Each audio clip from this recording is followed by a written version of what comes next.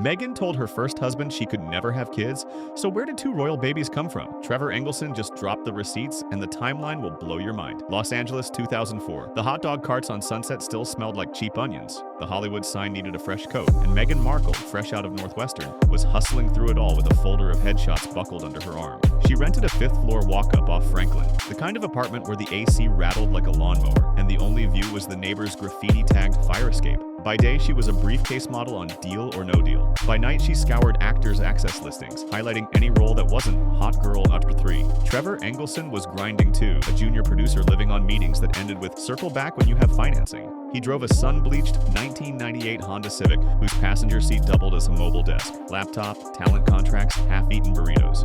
One Friday, he ducked into the Pig and Whistle for a wrap party drink, still wearing a crumpled Remember Me location badge. Meghan was there nursing a club soda. Big audition next morning, no liquor. Laughing too loudly at a Grips joke. They connected over their shared mantra, one audition away.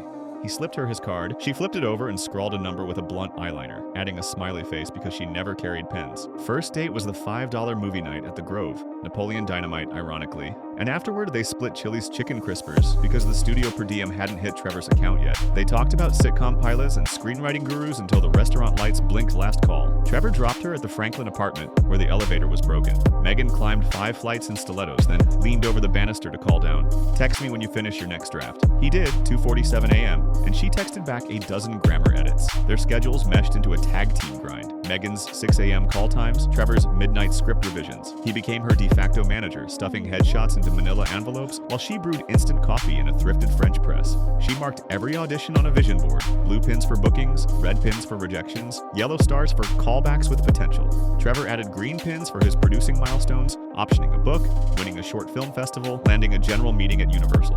When Meghan booked a one-off on Fringe, Trevor taped the call sheet to his fridge and circled her name in Sharpie. When he landed distribution for an indie comedy, she baked zucchini muffins at 2 a.m. and delivered them to his place in a lift, still wearing curlers because she had a table read at dawn. Money was tight. They swapped birthday gifts of practical upgrades, a blue Yeti mic for Meghan's self-tapes, noise-canceling headphones for Trevor's red-eye edits. Date nights meant cooking Trader Joe's orange chicken while streaming stolen screeners on a 24-inch TV. Yet whenever one scored a win, the other posted about it first on Facebook, back when that still felt personal. The Suits break in 2011 changed geography overnight. Meghan packed 2 suitcases and relocated to Toronto with 48 hours notice. Trevor surprised her with a KeySmart key organizer engraved for your next door. He flew standby to visit twice a month, balancing TSA lines with table reads, memorizing her shooting schedule better than his own call sheets. He FedExed Toronto survival kits, fuzzy socks, red licorice ropes, and printed motivational quotes. One day your struggle will be your story. Taped to instant coffee packs, phone bills ballooned. They FaceTimed while syncing Netflix across time zones, pressing play on Breaking Bad at the same second. Trevor listened to Meghan vent about on-set politics, and she coached him through a disastrous pitch meeting where an exec mocked his spec script. When he joked about quitting the industry, she shot back, "You'll sell 3 films before I'm off this show, bet." He taped the text to his monitor as fuel. For the Jamaica wedding that summer, they skipped a Beverly Hills ballroom and chose Ocho Rios. Cheap flights for broke actor friends, reggae band instead of DJ, shoeless vows on sand, still hot from daytime sun. Guests stuffed rolled joints into favor bags as a nod to Trevor's college nickname, Kush King, and a Madison Avenue stylist friend lent Meghan a breezy sundress because she couldn't swing couture. They toasted with Red Stripe, and the best man quipped on video, "Can't wait to see Meghan on The Crown playing a duchess." Prophecy or punchline? Everyone roared. During the first year of marriage, reality crept in. Meghan's IG captions turned more lifestyle chic, flat lays of avocado toast, yoga mat selfies, while Trevor juggled horror script rewrites for crummy straight-to-VOD budgets. He drafted relocation spreadsheets, moved producing base to Toronto. She drifted towards Soho House brunches and new publicists who whispered rebrand strategies. FaceTime calls shrank from hours to minutes. Her laugh on the other end sounded rehearsed. Still, Trevor held the line. He lined his LA office with Canadian phone chargers, learned Toronto neighborhoods, looked at puppy rescues to bridge lonely nights. If Meghan's star rose, his plan was to orbit happily, until the day FedEx dropped that ring back on his doormat and the apartment above Franklin went silent forever. And that is where the public story usually speeds up, straight to princes, palaces, and 30-second sound bites.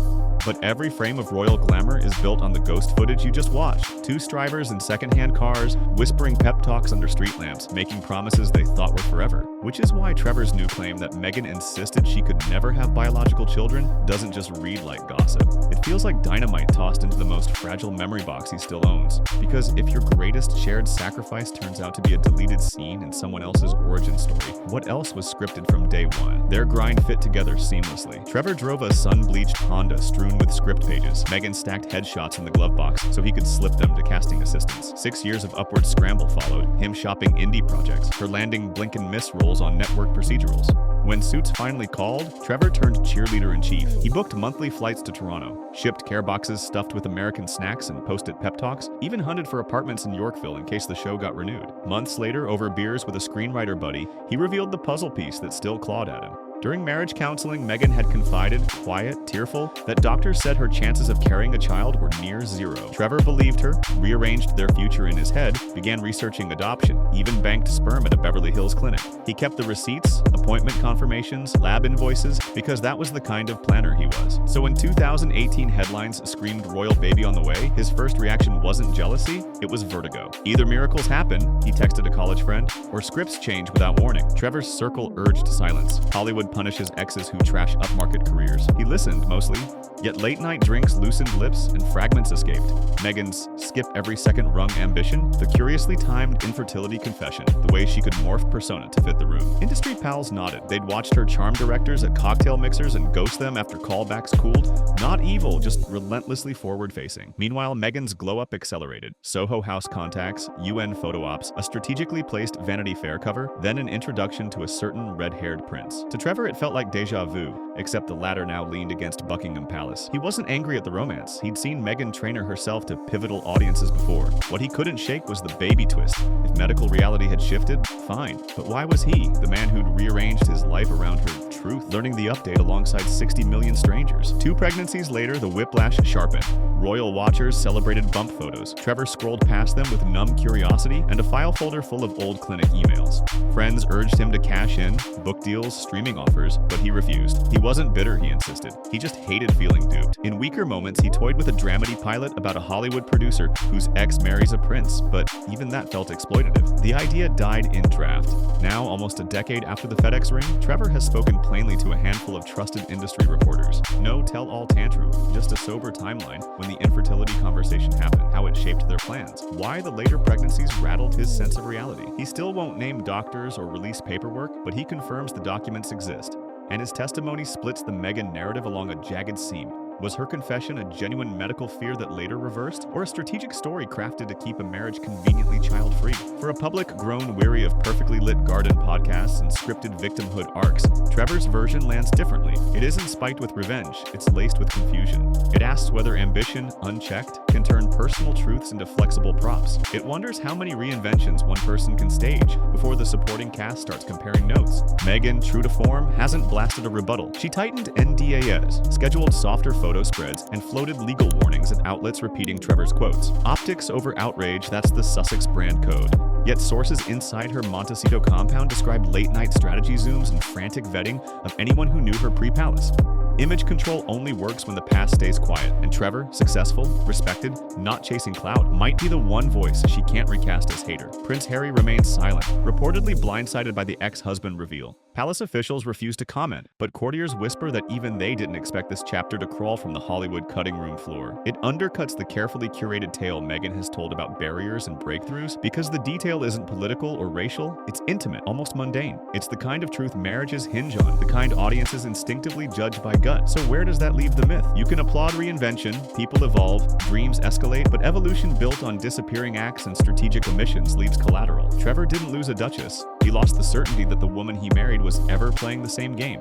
And when the past finally speaks, even in measured whispers, the shine never quite reflects the same way again. Meghan's defenders will say medicine changes, hearts change, and no one owes an ex full disclosure. Her critics will call it the smoking gun, in a pattern of calculated ascents. As for Trevor, he doesn't want your sympathy. He wants the record to show he wasn't crazy for feeling abandoned. One mailed ring, one life plan scrapped, one royal pregnancy announcement later, he's handed the world a reasonable doubt. The Sussex fairy tale keeps streaming, Netflix specials, philanthropic launches, tea light interviews, but every glossy frame now competes with a simpler image. a FedEx box on a Los Angeles doorstep, and a man reading a note that never came. So, was it a medical miracle or a master move? Did the strategy start long before Kensington Palace? Drop your thoughts below and keep it civil, because in this story, the loudest truths aren't shouted. They arrive quietly, years later, like a ring in the mail.